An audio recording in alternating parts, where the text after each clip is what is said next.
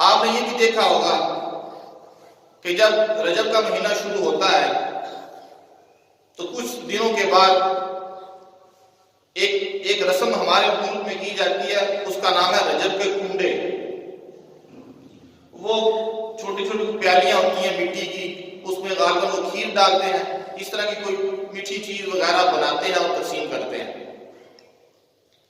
یہ ہمارے ہاں جو رسم کرنے والے لوگ ہیں، یا تو وہ شیعہ لوگ ہیں یا شیعہ کی ایک بگڑی ہوئی شکل ہے روافض، یہ لوگ اس طرح کے کام کرتے ہیں۔ اور کیوں کرتے ہیں ان سے پوچھا جائے تو وہ یہ کہتے ہیں کہ ہم یہ اس لیے کرتے ہیں کہ اس میں حضرت جعفر صادق جو بہت بڑے عالم اور بہت بڑے امام گزرے ہیں، ان کی ولادت چونکہ رجب کے مہینے میں ہوئی تھی، اس لیے ہم ان کی خوشی کے اندر یہ تقسیم کرتے ہیں۔ شیعہ کا آپ نے سنا ہوگا نا 12 امام، نام سنا ہوگا نا آپ نے 12 امام، وہ جو 12 امام ہیں ہمارے بھی وہ بڑے ہیں، وہ ان کے نہیں، وہ ہمارے بھی بڑے ہیں، لیکن انہیں مشہور کر دیا بس۔ ان کے نزدیک یہ ان کا عقیدہ ہے کہ جو امام ہوتا ہے وہ ایسے ہی گناہوں سے محفوظ ہوتا ہے جس طرح نبی گناہوں سے محفوظ ہوتا ہے۔ ہم سمجھتے نہیں، صرف نبیوں کا یہ اللہ تعالیٰ نے اعزاز رکھا ہے کہ وہ معصوم عن الخطا ہوتے ہیں، غیر نبی کو اللہ تعالیٰ نے یہ اعزاز نہیں بخشا۔ غیر نبی ان سے گناہ ہو سکتا ہے، نبی معصوم عن الخطا ہوتے ہیں، لیکن نبیوں کے علاوہ کوئی بھی معصوم عن الخطا نہیں ہوتا۔ قرآن مجید میں اللہ کا ارشاد ہے، ایمان والو اللہ کی اطاعت کرو اور رسول کی اطاعت کرو اور اولو الامر کی اطاعت کرو، لیکن اگر تمہارا اولو الامر سے جھگڑا ہو جائے تو پھر فیصلہ اللہ اور اس کے رسول سے کرو۔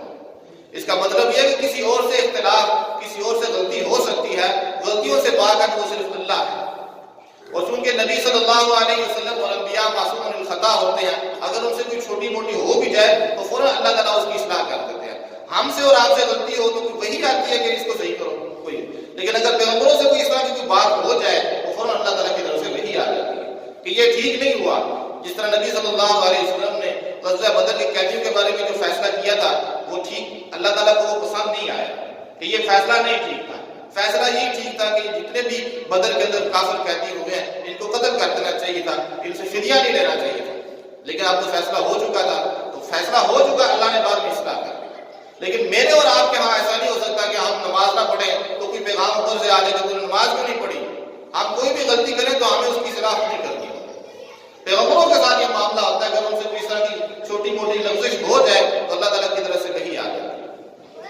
یونس علیہ السلام کو ابھی تک حکم نہیں آیا تھا کہ وہ اپنی بستی چھوڑ کے جائیں، انہوں نے بستی چھوڑ دی، اللہ تعالیٰ کی طرف سے حکم آ گیا یہ آپ نے ٹھیک نہیں کیا، پھر ان کو مچھلی کے پیٹ کے اندر رہنا پڑا، اور مچھلی کے پیٹ کے اندر پھر انہوں نے کہا لا الہ الا انت سبحانک انی کنت من الظالمین۔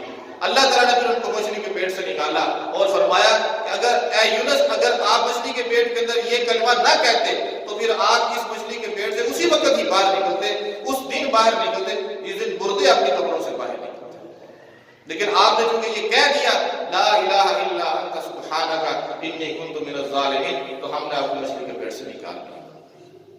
اسی سے پھر ہم آپ سنتے ہیں اکثر کوئی بندہ پریشان ہو تو ہم یہی وظیفہ بتاتے ہیں کہ بھئی یہ پڑھو لا الہ الا انت سبحانک انی کنت من الظالمین، کیونکہ یہ حضرت یونس علیہ السلام نے پڑھا تھا جب وہ مچھلی کے پیٹ کے اندر تھے، پریشان تھے۔ یہ جو مچھلی بازار ہے وہاں سے گزرنا آسان ہے، پتہ چلتا ہے کہ کسی جگہ سے آپ گزرے ہیں، وہ مچھلی کے پیٹ کے اندر ہیں، وہ مچھلی کے پیٹ کے اندر ہے۔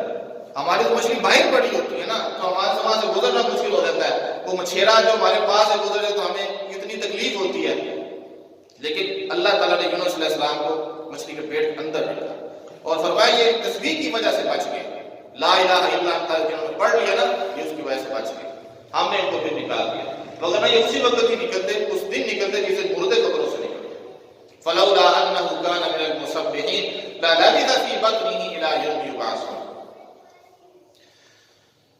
تو بہرحال عرض یہ کر رہا تھا کہ جو جعفر صادق ہیں یہ بہت بڑے عالم اور اللہ کے نیک بندوں میں سے ہیں، لیکن یہ معصوم عن الخطا نہیں ہے، معصوم عن الخطا یہ پیغمبر ہوتے ہیں۔ تو شیعوں کا اور ان کی جو بگڑی ہوئی شکل ہے روافض، وہ سمجھتے ہیں کہ یہ جو امام ہے نا 12 یہ بھی معصوم عن الخطا ہے، وہ جو نبیوں والا اعزاز تھا وہ ان کو دے رہے ہیں، ہم یہ نہیں سمجھتے۔ اور میں نے آپ کو بتا دیا کہ غلطی کسی سے بھی ہو سکتی ہے. اللہ تعالیٰ نے صرف یہی دو چیزیں بات رکھی ہیں کہ اللہ اور اس کے رسول کی پاس اطاعت ہے. اگر کسی اور کی اطاعت ہے اس سے اختلاف ہو سکتا ہے, اس سے جھگڑا ہو سکتا ہے, فیصلہ اللہ اور اس کے رسول سے کروایا جائے گا. تو یہ جعفر صادق ہیں جو اصل بات میں آپ سے عرض کر رہا تھا, اور لوگوں نے کہا چونکہ وہ رجب کے مہینے میں ہوئے اس لیے ہم رجب کے کنڈے تقسیم کرتے ہیں. تو ان کی اپنی کتابوں میں لکھا ہوا ہے کہ جعفر صادق رحمۃ اللہ علیہ کی پیدائش ربیع الاول میں ہوئی ہے, ربیع الاول میں. اور یہ کنڈے تقسیم کر رہے ہیں رجب میں. پھر کوئی گڑبڑ تو پھر ہے نا, گڑبڑ تو پھر اندر ہے کہ پیدائش ان کی ربیع الاول کی ہے اور یہ کنڈے تقسیم کر رہے ہیں رجب کے اندر. تو پھر اصل بات کیا ہے؟ اصل بات جو سمجھ آتی ہے حالات کو دیکھ کر وہ یہ سمجھ آتی ہے کہ حضرت معاویہ رضی اللہ تعالیٰ عنہ کی وفات رجب کے مہینے میں. نبی علیہ السلام کے صحابی ہیں حضرت معاویہ رضی اللہ تعالیٰ, ان کی وفات رجب کے مہینے کے اندر ہے. اور ان کو ایک خاص چڑ ہے ان سے, ان کے اوپر یہ بہت زیادہ تبرہ کرتے ہیں, لعنت کے الفاظ بھی بولتے ہیں. اب چونکہ ان کی وفات ہوئی اس مہینے میں تو ہم یہ سمجھتے ہیں کہ اصل میں ان کی وفات کی خوشی میں یہ کر رہے ہیں. یہ حضرت جعفر صادق کی پیدائش ایک انہوں نے بہانہ رکھا ہوا ہے, کیونکہ جعفر صادق کو تو ہم سب مانتے ہیں, سب مانتے ہیں. انہوں نے کہا کہ سارے مانتے نا پھر اس کو سامنے رکھ کے مسئلہ بنایا جائے. جعفر صادق جو ہے وہ سب کے ہاں قابل احترام ہے, بہت بڑے اللہ والے ہیں اور علم کے اندر بھی وہ بہت بلند ہیں.